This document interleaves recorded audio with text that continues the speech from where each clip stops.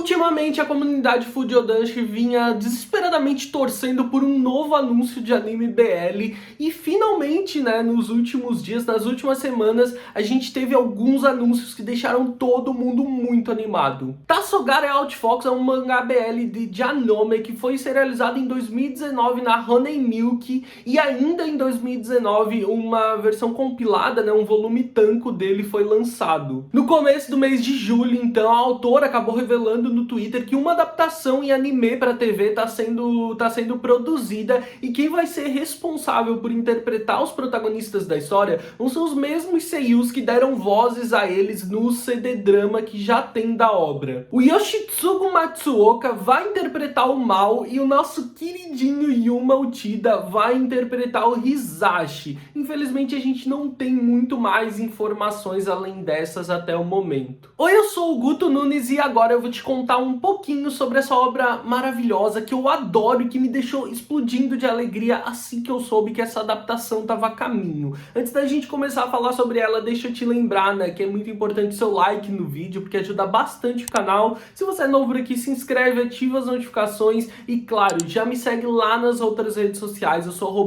@gutonu em todas elas e por lá essas notícias, essas informações acabam saindo bem mais rápido. Comenta à vontade ao longo desse vídeo, porque se você ainda não leu essa obra, eu tô muito curiosa pelas suas expectativas e o que você tá achando do que eu tô falando dela. E se você já leu, eu quero saber a sua opinião sobre as coisas que eu tô comentando, se você concorda, se você discorda, outras observações e perspectivas que você tenha. Então comenta à vontade ao longo do vídeo. Ah, e vale mencionar que você pode assistir esse vídeo tranquilamente, porque eu tomei todo o cuidado para não dar nenhum spoiler que possa estragar a experiência de quem ainda não leu essa obra. A história começa com os nossos protagonistas, o Mao Tsuchiya e o Hisashi Otomo. Eles são colegas de quarto em um dormitório, né, na escola onde eles estudam, e eles estão nesse momento gravando um vídeo com promessas para que eles possam manter um bom relacionamento dentro do dormitório. E as promessas são: o Mao não deve contar nunca pra ninguém que o Hisashi é gay,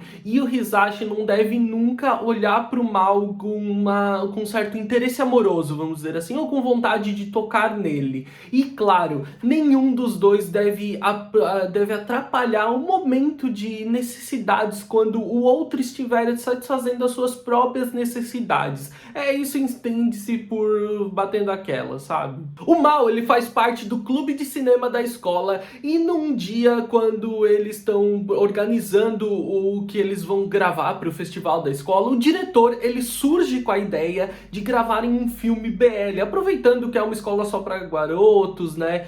Aproveitando da possibilidade de abrangerem mais a maneira como eles vão interpretar, vão produzir aquilo. Então ele sugere isso e ele ainda sugere que o Hisashi, o colega de quarto do Mao, ele seria perfeito para interpretar um dos protagonistas, que tem uma aparência um pouco mais delinquente. O Mao tá muito inseguro de convidar o Hisashi para participar, porque ele tem medo que, se ele fizer isso, o Hisashi vai acabar achando que ele contou para os outros que ele é gay e que por isso os colegas do Mao do clube acabaram convidando ele para interpretar um dos protagonistas, sendo que não é por isso. O Mao nunca contou para ninguém e não é necessariamente por isso que eles estão convidando, e sim por ele ter a aparência, o tipo ideal para aquele personagem. O Mao enrola o que pode para não convidar o Hisashi, mas o próprio diretor acaba convidando. O Hisashi aceita e o Mao vai se ver em uma situação muito complicada, com muito medo de acabar se desentendendo com o amigo dele por causa disso. E mais do que isso, quando eles estão em casa, de volta ao dormitório, sozinhos,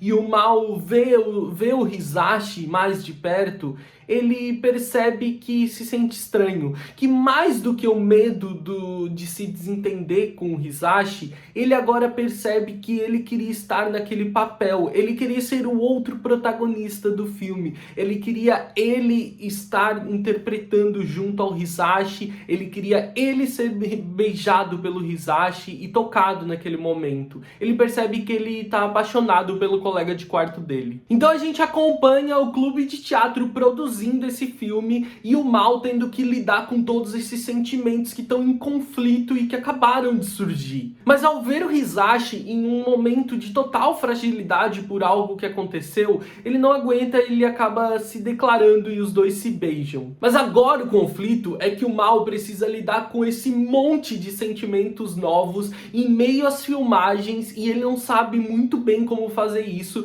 e ainda tem muito medo que isso prejudique as coisas que estão acontecendo em volta deles. A história ainda vai nos contar como o Hisashi se sente em relação ao mal e também como o passado dele levou ele a ser a pessoa que ele é hoje e a lidar com as coisas da maneira como ele lida hoje. Existe uma história triste e densa no passado do Hisashi, a história de um menino que desesperadamente buscou afeto em alguém que estava disposto a oferecer no momento em que ele estava mais frágil. A história de alguém que se envolveu com um Hisashi e se aproveitou de um Hisashi que estava se encontrando em um momento totalmente fragilizado e desesperado. Pelos olhos do mal, a gente vai ver um Hisashi desesperado por se envolver e conhecer mais do mundo que o mal ama e vive. Um Hisashi que ainda precisa encontrar o seu próprio lugar no mundo e que, vendo a paixão do mal por algo que ele faz, a paixão do mal pelo cinema, decide que ele também quer encontrar algo pelo qual ele se apaixone, algo que ele realmente ame fazer. É uma história com uma narrativa simples, elementos muito claros e que conta pra gente uma história nesse momento principalmente da perspectiva do mal, onde a gente vai ver um mal que precisa aprender a lidar com os sentimentos novos que acabaram de surgir e o Hisashi que tá tentando colocar em ordem alguns conflitos do passado dele. Ambos são personagens simples. O Hisashi é um personagem que entrega pra gente um passado um pouco mais complexo e denso do que o mal, que ao invés de lidar com o próprio passado, ele tá tendo que enfrentar sentimentos novos entrando em conflito nesse momento. Ambos eles precisam lidar com seus próprios conflitos, os seus próprios problemas, e eles fazem isso juntos, em paralelo, só que ao mesmo tempo de maneira isolada. Cada um precisa lidar com os seus conflitos internos. A personalidade dos dois também cria uma química muito gostosa em tudo que a gente vê ao longo das interações. O Hisashi com uma personalidade bastante quieta, mas diferente com o mal, com quem ele tem muita intimidade, com quem ele é bastante aberto e conversador. O mal é gentil e esforçado, porém ainda é muito inocente e seguro, então essas duas personalidades entram em choque direto, mas se relacionam muito bem ao longo da história, ao longo de toda a narrativa e desenvolvem relacionamentos, dramas muito bons pra gente e funcionam ainda muito bem nas cenas de sexo também. As reflexões e metáforas do mangá, eles são muito atreladas a filmes e gravações. O filme que os personagens estão produzindo dentro da história, né, a história que aqueles personagens estão preparando no clube de cinema, eles também ajudam os nossos protagonistas e a gente a comprar a uma história a ser contada ali. Essa história deles que está acontecendo em volta de todo esse filme, dessa produção, ela tá muito atrelada a isso e esse filme acaba se tornando muito importante para várias das reflexões que os protagonistas vão fazer. É um filme com uma história que parece contar um final triste, mas que não conta um final. Afinal de contas, e se esse final ele for feliz? É visualmente muito atraente, não tem nada de excepcional, mas é tudo muito bonito, os personagens são muito expressivos e ajudam a contar toda a história pra gente de maneira bastante coerente. Sem exagerar nas quantidades de elementos de cada quadro, né? Um cenário simples, personagens muito expressivos e uma narrativa clara conseguem contar pra gente tudo que tá acontecendo ali. Todos os dramas, todos os relacionamentos, todos os conflitos. Cada novidade, insegurança e a paixão que eles estão vivendo nesse momento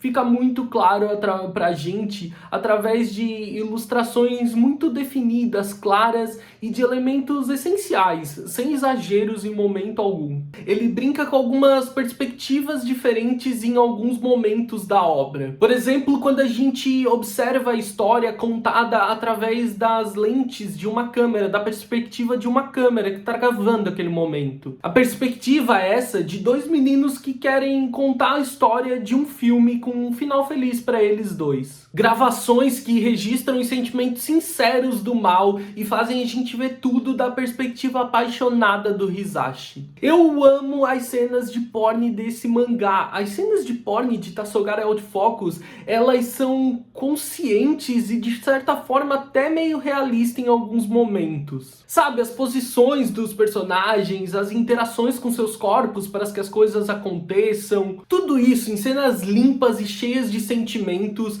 Você não vê aquele monte de borrões e onomatopeias, né, pulando na sua cara. Não, as cenas são limpas, simples, mas elas conseguem transmitir e produzir algo de maneira muito clara. São cenas de porn muito honestas e divertidas, e como eu já falei em vários vídeos aqui, vocês sabem que eu adoro de cenas de porn assim, limpas e claras. O que a autora faz nessa obra, principalmente nessas cenas, pra mim, é um prato cheio pro meu gosto visual, e são dois personagens, vivendo momentos à flor da pele, sabe? Que os hormônios estão explodindo nesse momento, e aí ela consegue transmitir aquilo tudo de maneira muito honesta, cheia de sensualidade e sentimento, que te envolve ainda mais na história, sabe? E aquilo é muito divertido de se ver. Eu acho que toda a questão visual do mangá funciona muito bem ao longo de toda a história, mas eu confesso que as cenas de porn me chamam muita atenção, porque elas não precisam daquele monte de poluição visual ou exagero das cenas para tentar produzir algo. Não, essas cenas simples e limpas transmitem muita coisa pra gente e fazem a gente comprar aqueles sentimentos dos personagens de maneira muito honesta, além de vários elementos que eu acho que são importantes de serem relatados em cenas assim, né? Eu acho que alguns elementos, algumas perspectivas, a maneira como a coisa está acontecendo, tornam aquilo ainda mais interessante, muito mais divertida e muito menos absurda ou cansativa, assim. Eu acho que a questão visual de qualquer mangá, ela é de gosto, mas eu acho que a autora faz algo muito legal aqui e eu acho que ela não precisa de muitas coisas nos quadros, nas cenas para produzir isso. Não existe uma contraindicação para Tassogara Out Focus. É um mangá muito gostoso e divertido de dois meninos que estão aprendendo coisas novas e que querem poder conhecer mais do mundo um do outro, poder compartilhar mais dos sentimentos, né? Aprender mais sobre as coisas que cada um deles ama e poder conhecer mais, viver mais do mundo um do outro. É uma história contada através da narrativa de um filme que está sendo produzido, um menino que tem um passado cheio de escolhas desesperadas e um outro rapaz que tá transbordando em novos sentimentos com os quais ele precisa aprender a lidar. É uma leitura fácil e rápida, com quadros e cenas lindas e cenas que trazem muita tensão sexual e, claro, um porn excelente, como eu já comentei aqui. Eu amo Tassogara Out Focus, é uma obra que eu adoro. Eu tô muito feliz de ter produzido esse vídeo pro canal, de ter sido empurrado a produzir esse vídeo graças ao anúncio do anime. E, claro, assim que o anime estiver sendo lançado, a gente vem aqui no canal comentar os episódios, tá? Fica combinado, fica registrado aqui. Então tô muito ansioso. Eu espero que vocês tenham gostado do vídeo. Eu vejo vocês no próximo vídeo. Um grande beijo. Tchau, tchau.